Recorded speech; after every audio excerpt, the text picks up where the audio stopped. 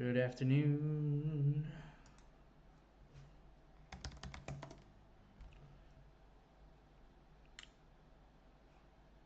What's up, guys?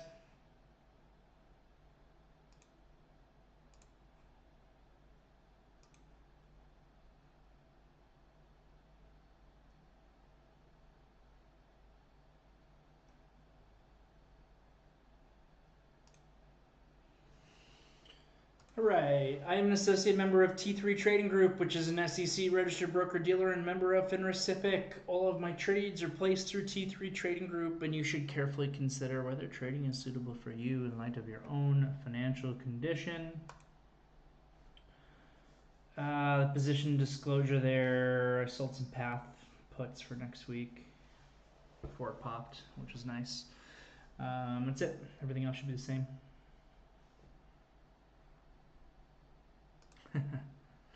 All right, let's jump in. S&P closed up 0.2%. The Qs closed up 0.4%. The IWM closed up a bit over 1% today, closed up 1.15%, and it managed to close above the key 202 level that we've been discussing all week. So that's pretty good. That's pretty good. We'll take it. Will the PCE tomorrow ruin the rally? Or are we on to something here? Are we actually on to something here? Has there actually been some rotation this week for the first time in, I don't know, the entire calendar year, it feels like? It's just been a hell of a year as far as that outperformance in the Qs via NVIDIA and to some degree Apple versus every other stock in the universe. And since the end of last week, we've started to see, I think, a little bit of catch up in fits and starts. And today was another W for the rotation thesis. SPYs here, as we know, always seem to benefit from whatever is performing. That's what we keep talking about. If only 5 companies go up, but they're the biggest 5 companies that are out there, then the SPYs will go up. If everything else goes up, the SPYs will go up. So the moves there seem to be much more muted in the SPYs than in the Qs or the IWM for that reason. But the S&P looks good, kind of grinding higher. We'll see what happens with PCE tomorrow as we work towards a holiday week next week. The Qs also looking fine, grinding higher. This is looking more and more like a pivot low here on the trend for June 24th. It'll be interesting to see if it doesn't actually lead to a new high, if it just leads to more of a consolidation, which that's been my thought process. It's really more my thought process for NVIDIA than it is for the NASDAQ specifically, though there's a good chance that the NASDAQ does what NVIDIA does. There's also a chance, as we've discussed, that if NVIDIA takes a break, there's enough rotation even into just other mega cap tech stocks that haven't really gone in the same way, like Amazon and Google, that the Qs actually can be stronger than NVIDIA and work their way back up towards highs, work their way up to 490. NVIDIA today, a little bit of a weaker inside day, real tight day actually for NVIDIA as it continues to build out that range. Micron tried to rally a little bit pre-market in the beginning of the day.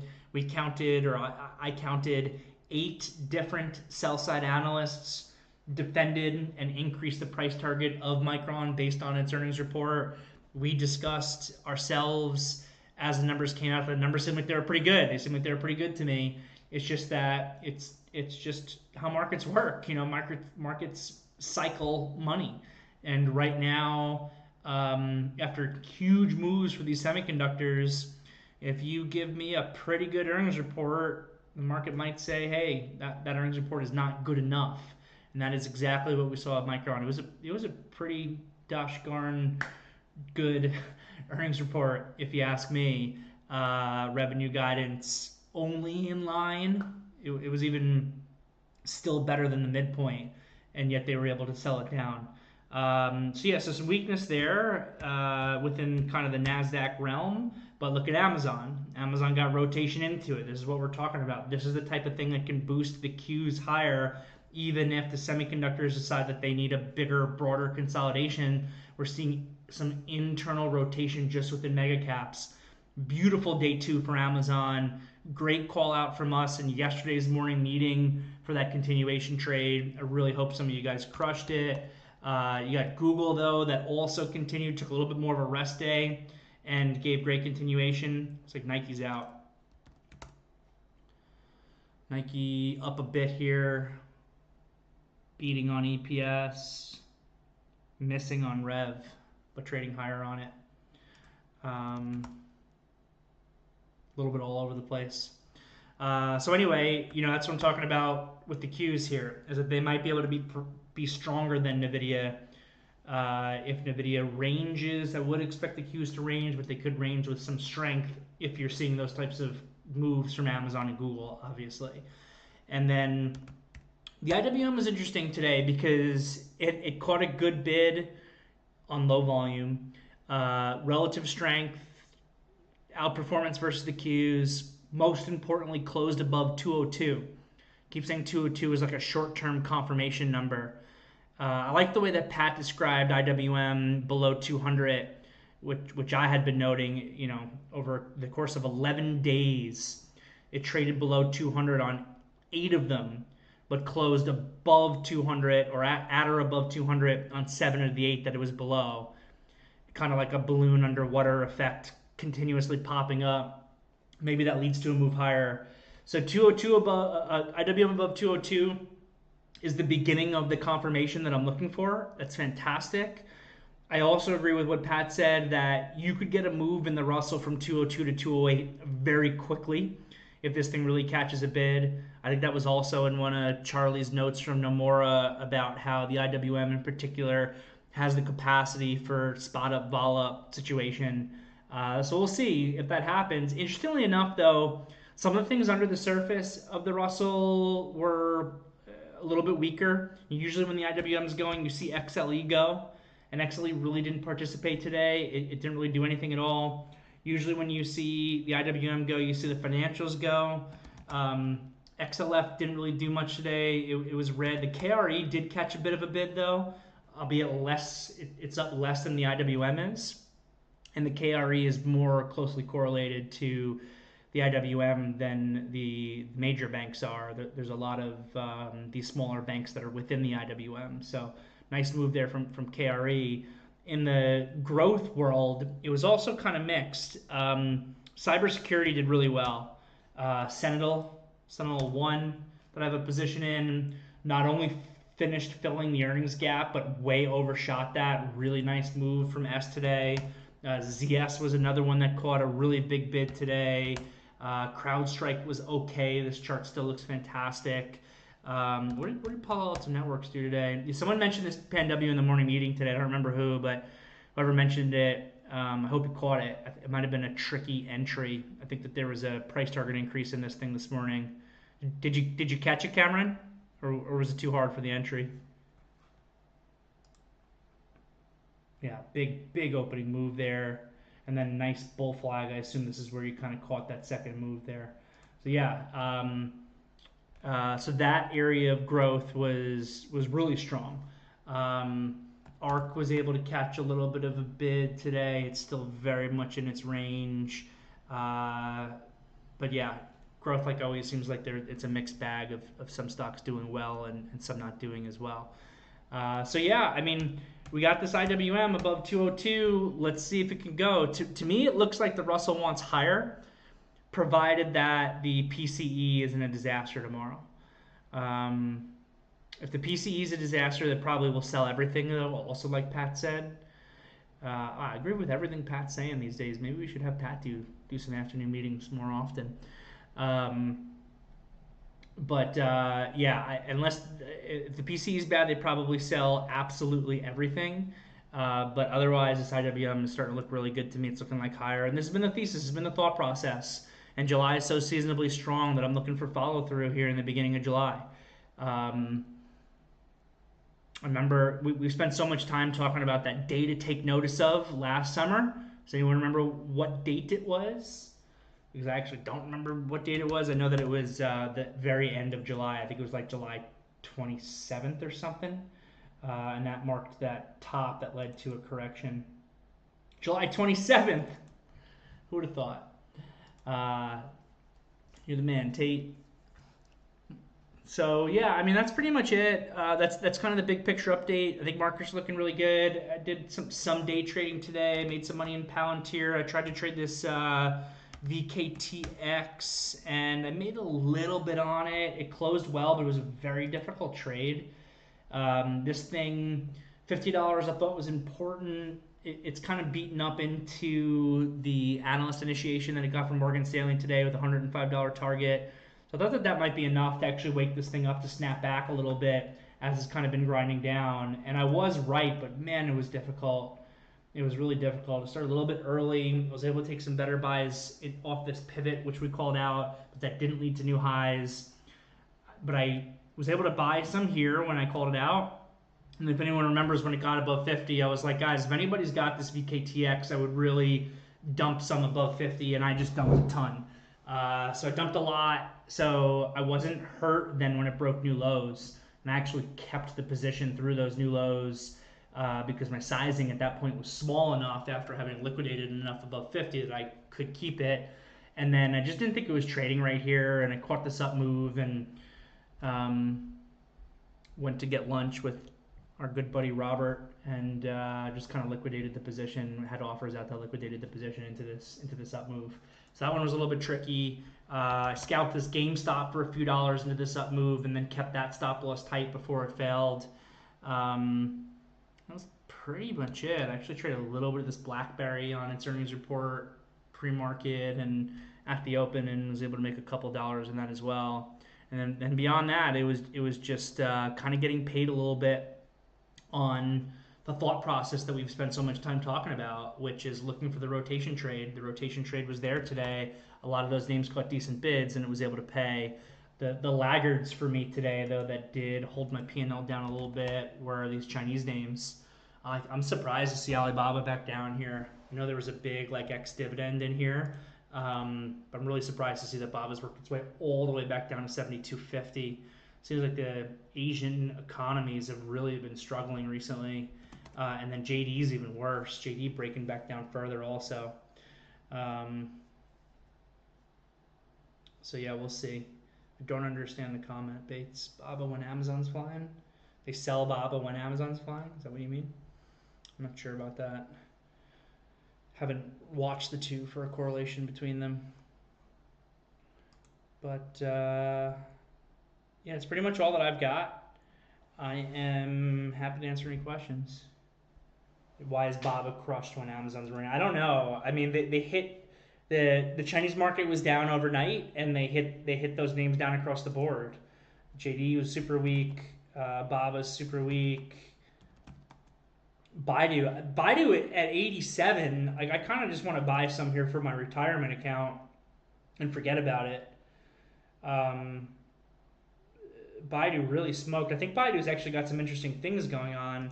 They're very much involved with the driverless cars and driverless taxis that are going off in China, which appear to be more.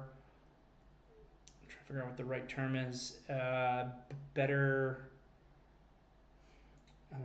I'm struggling to find my words.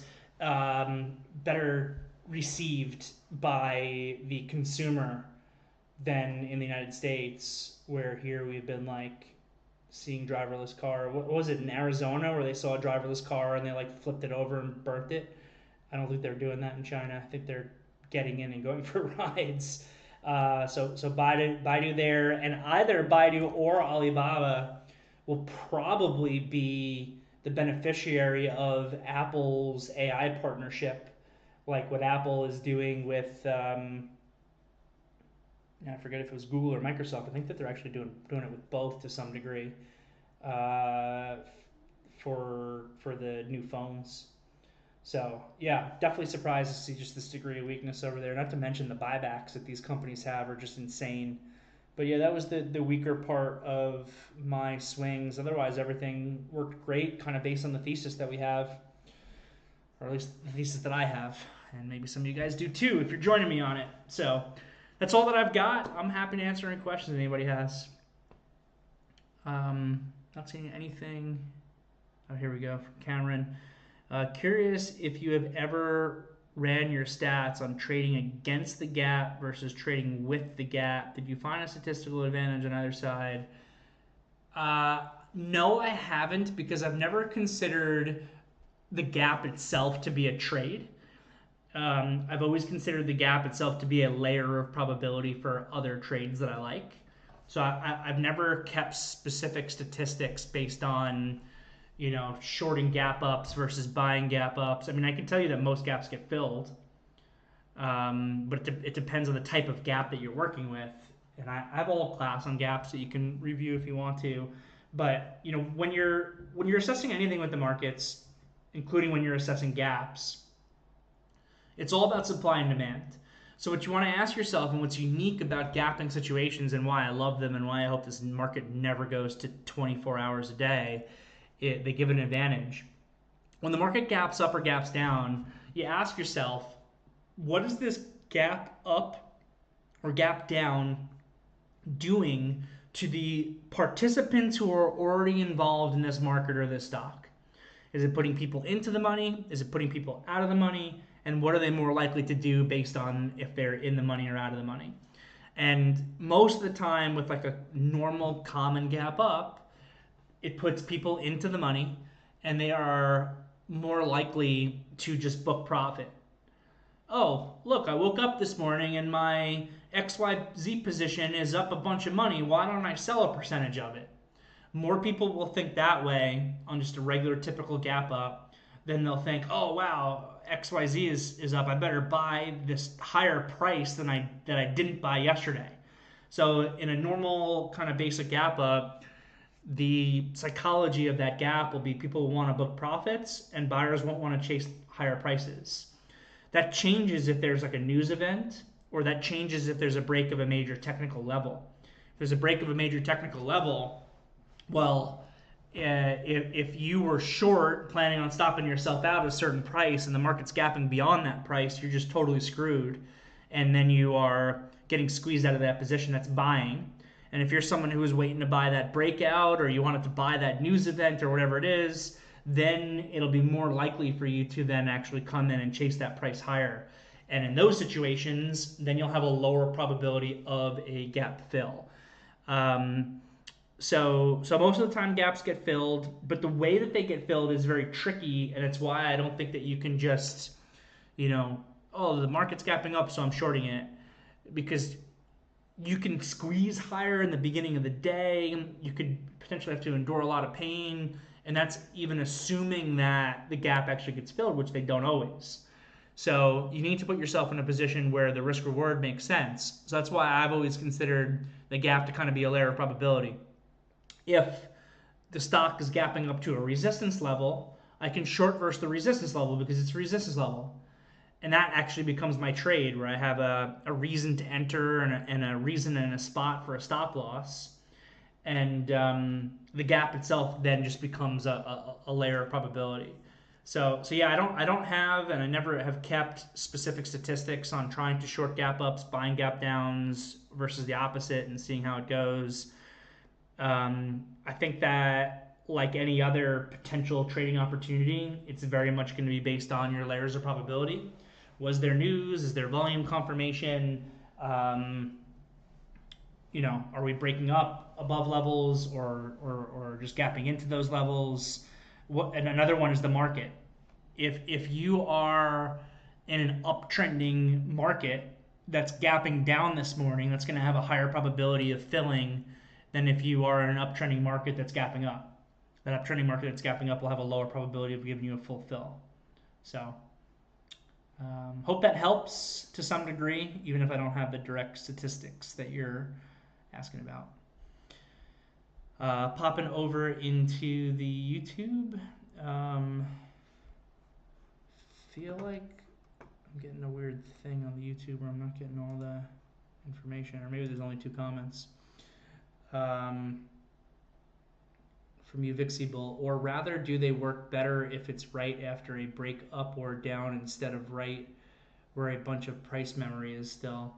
I think are you asking about the gaps? Is this a question related to the gaps? I'm not 100% sure what you're asking, but if it is about gaps, cool. If it is about gaps, I agree. Areas of price congestion will have an even higher probability of a gap fill than gapping above a level. So yeah, absolutely. From Robert, long time no see, asking about Apple. What do you think about Apple action today? Hold to PCE or close it. My plan was to go and hold above 215 today. Oof. Well, I'm a big stickler on following the game plan. So if your plan was to only hold it if it closed above 215, it didn't close above 215, and you probably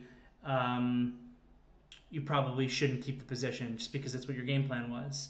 The PCE is tomorrow. It's an important number, but the market tends to move much less on PCE than it does on CPI.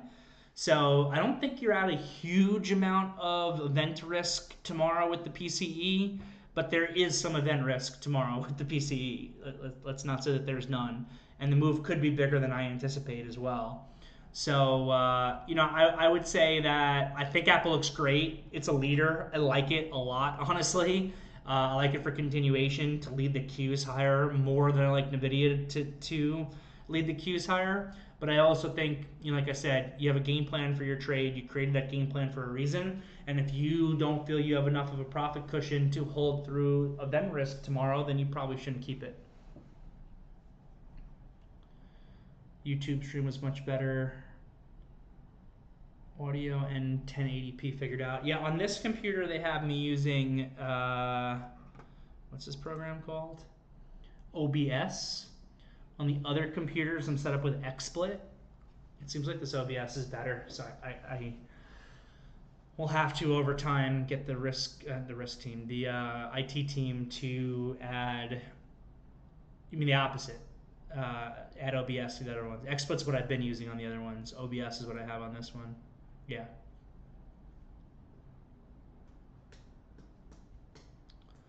All right, anything else? I think Uvixible was trying to get something else out to me. I'm not seeing it yet. Tate, you would know. Yeah, OBS seems pretty good. We've got the high def. For me, Uvixible, 2 inside fives in a row. Nickname is being filtered by YouTube. Really? The word shooter? Why is that like a bad word that I'm not aware of that the kids use these days or something? Does it mean something that... Oh, got you. Got you. Interesting.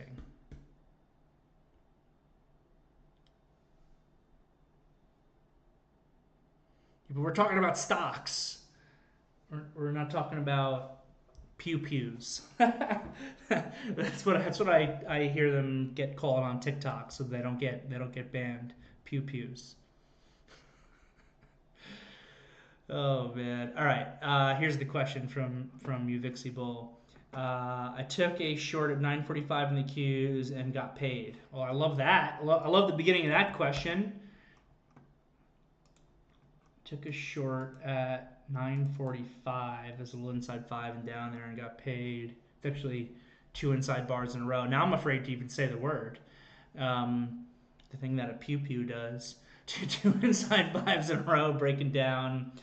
So you took that short. Does that setup work better if it's after a gap up is what I'm asking. Oh. It works better if there's extension. Right? So if you get a big gap up, then you're going to have extension in the beginning of the day from the gap, and that will make that trade work better. So yeah, and you could view the gap as a layer of probability, like I was saying before, on the short off of the 2 inside bars. So yeah, it's all about layers of probability. I think really all aspects of trading are about understanding layers of probability and kind of what's going on macro down to micro. But particularly certain types of trades, like the inside bar trades. If you take every inside bar, if you buy and sell the break of every inside 5, I promise that you're going to lose money in the long run. So,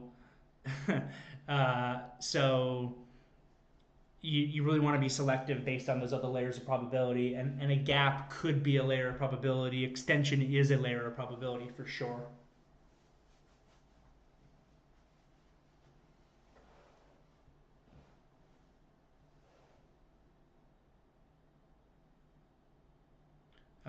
Thanks, Tate. Though I like the idea of going 18 plus. Our YouTube channel is only for those who are 18 or older. So sorry, Tate. I think that you're under 18, so you got to go, buddy. All right, I'm in a joking mood today, but looks like our afternoon meeting here's a little bit slow, with not a ton of questions. So I don't mind doing a shorter one today to see if I can find some food in London, which is tricky. Good food, especially. I had a decent lunch today. Anybody else? Anybody have anything? Otherwise, I will wrap it up.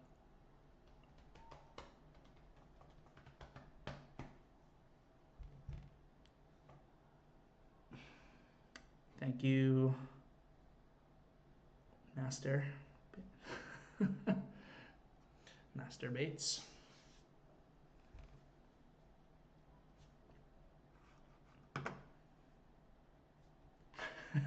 Isn't that one of the characters from Downton Abbey? Which, by the way, is like one of my favorite shows ever. Despite my apparent bias against London's food, Downton Abbey's awesome.